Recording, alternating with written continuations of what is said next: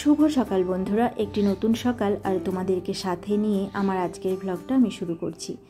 আজকের ব্লগটা আমি শুরু করছি একটু অন্যভাবে। তোমরা দেখেই হয়তো বুঝে গেছো আমরা কোথায় আছি। আমরা এসেছি রিজুকে নিয়ে ডাক্তার দেখাতে। তো রিজুর একটু শরীর খারাপ হয়েছিল, তেমন কোনো গুরুতর অসুস্থতা নয়। যদি গুরুতর হতো তাহলে কিন্তু ব্লগিং আমি করতাম না এখানে এসে, তাই না? তো চেক আপ করানোর জন্যই আসা হয়েছে, ওকে নিয়ে আসা হয়েছে। আর আমরা এখন এখানে এসে নাম রেজিস্টার করিয়ে আবার যাচ্ছি শিলিগুড়ির দিকে। একটু খাওয়া দাওয়া করবো আর কিছু কেনাকাটা আছে সেগুলোও করে নেব। এখানে শুনলাম ডাক্তারবাবু নাকি বসবেন 11:30টায়। তো ততক্ষণে আমাদের যা যা দরকারি কাজ সেগুলো সবই কমপ্লিট হয়ে যাবে, খাওয়া দাওয়াও হয়ে যাবে। তো আমরা সেগুলো কাজগুলো করে নিয়ে আবার ফিরে আসবো এখানে। তো চলো বন্ধুরা, যাওয়া যাক শিলিগুড়ির দিকে।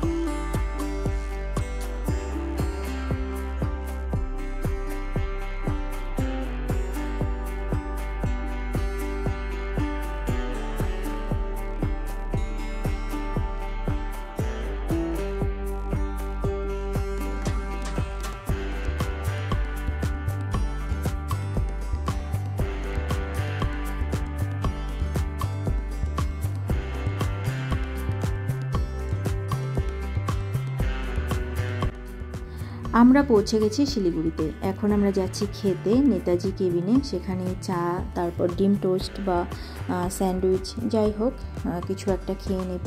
খেয়ে দিয়ে তারপরে আমরা আমাদের যা জিনিসপত্র কেনার সেগুলো কিনবো।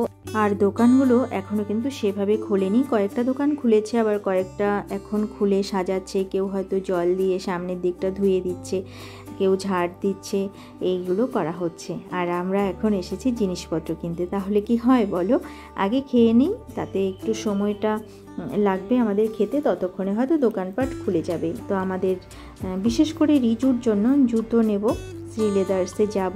আগে খেয়ে দিয়ে নিয়ে তারপরে সেখানে যাব। আর যদি টুকটাক কিছু জিনিস কেনার থাকে কিনে নিয়ে তারপর আমরা আবার যাব হসপিটালে।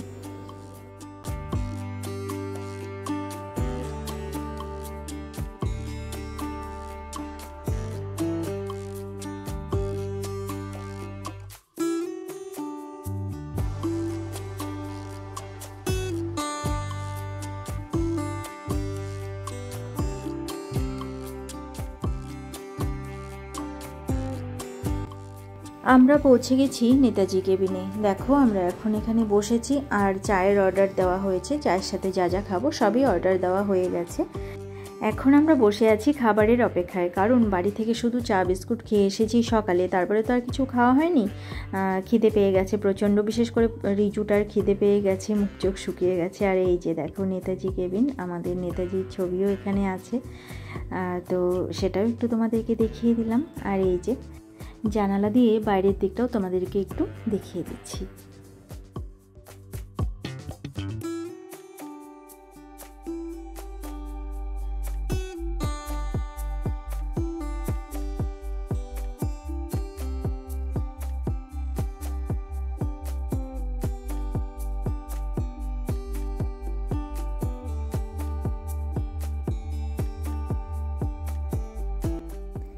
দেখো বন্ধুরা, আমাদের খাবার চলে এসেছে আর আমরা কিন্তু টেবিলটা চেঞ্জ করে নিয়েছি, কারণ প্রথমে যেখানে বসেছিলাম সেখানে একদমই হাওয়া লাগছিল না, ফ্যানের গরম লাগছিল। তাই এসে ফ্যানের তলায় যে টেবিলটা আছে সেখানে বসলাম। সেখানে আগে লোক ছিল, তো সেটা পরিষ্কার করে দিল তারা চলে যাওয়ার পর। তারপর আমরা সেখানে বসলাম আর দেখো খেতে শুরু করে দিয়েছে।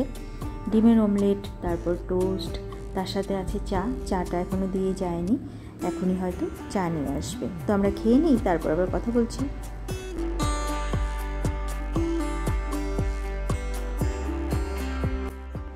আমাদের খাওয়া হয়ে গেছে, এবার আমরা আবার হাঁটতে শুরু করেছি আর আমাদের গন্তব্য হলো শ্রী লেদার্স।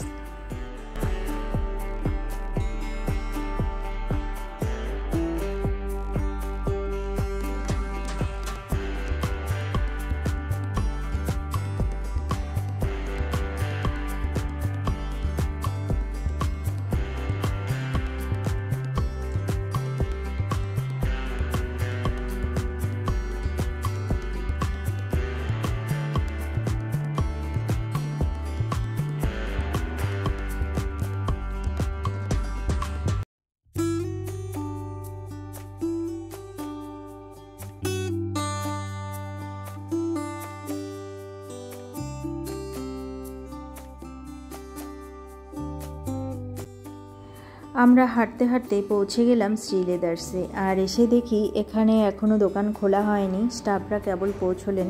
কারণ আমরা অনেক সকাল সকাল এসেছি, 10টার আগে কি দোকান খোলে বলো তো। এখন স্টাফরা এসে ভেতরটা একটু গুছিয়ে নিচ্ছেন, পরিষ্কার করে নিচ্ছেন, তারপর আমরা ভেতরে যাব।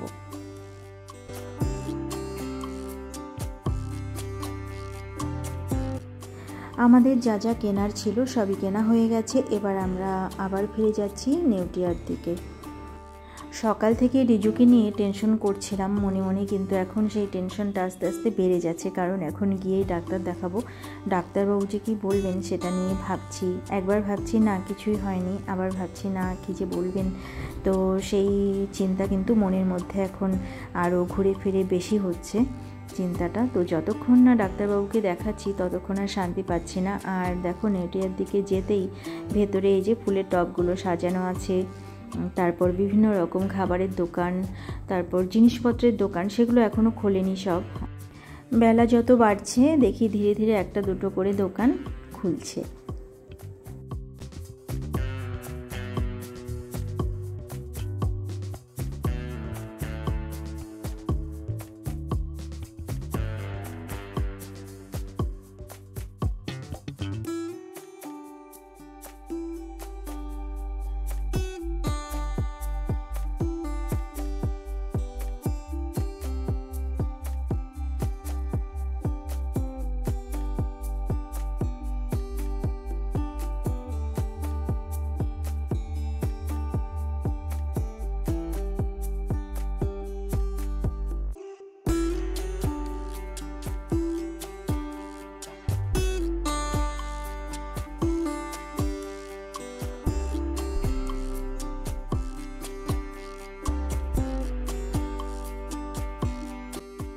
দেখো বন্ধুরা, আমরা কিন্তু পৌঁছে গেছি। আর ভেতরে গিয়ে জানতে পেলাম ডাক্তারবাবুর চেম্বারে বসতে আরও দেরি হবে, কারণ উনি অন্য রোগী দেখছেন, যারা পেশেন্ট ভর্তি আছেন তাদেরকে দেখছেন।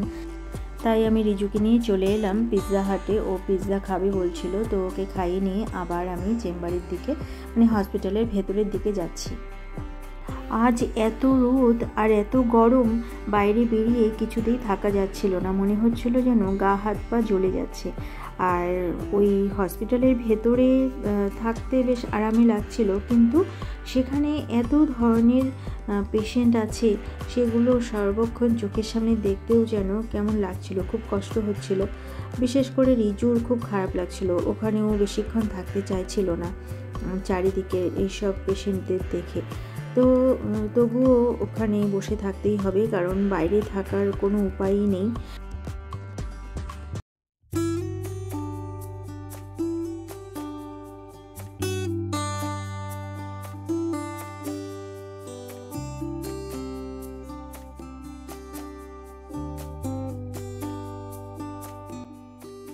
আমাদের ডাক্তার দেখানো কিন্তু হয়ে গেছে। ডাক্তারবাবু কিছু টেস্ট দিয়েছেন, সেগুলো করতে হবে। সন্ধ্যে 7টার সময় বলেছে টেস্টগুলো হবে।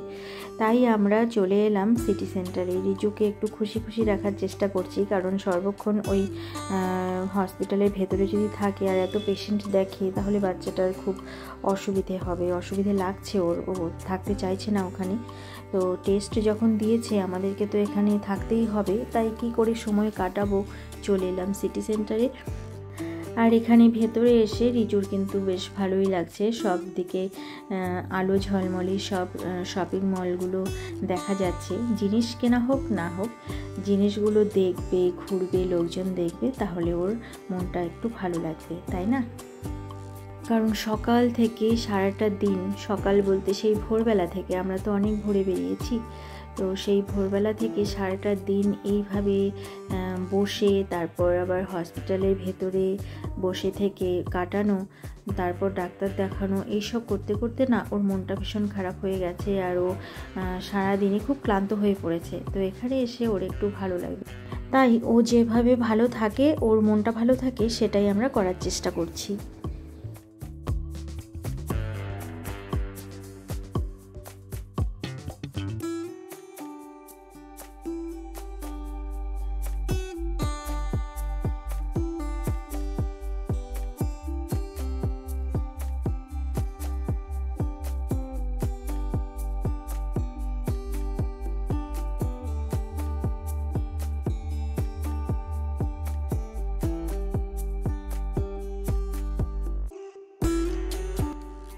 কিছুক্ষণ এখানে ঘুরলাম, ছবি তুললাম, তবুও রিজুর মনটা ভালো হলো না, ওর ভালো লাগছে না। তো এখান থেকে আবার বেরিয়ে যাচ্ছি।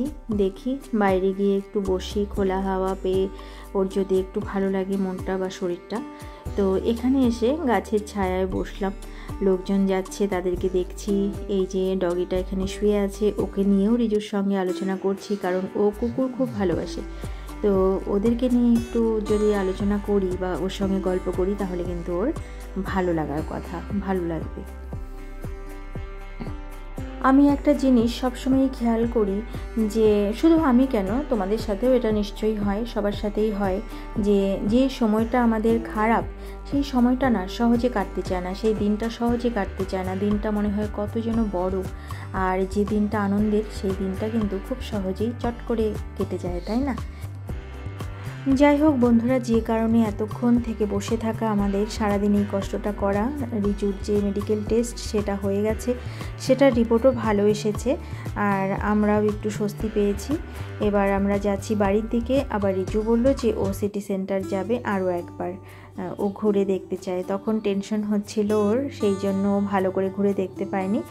এখন আবারও ভেতরে যাবে সবগুলো শপিং মল ও ঘুরে দেখার জন্য। তো আমরা আর ওকে বাধা দিলাম না, যেহেতু ছেলেটা সারাদিন মন খারাপ করেছিল, অনেক কষ্ট করলো, আর ভয়েও ছিল।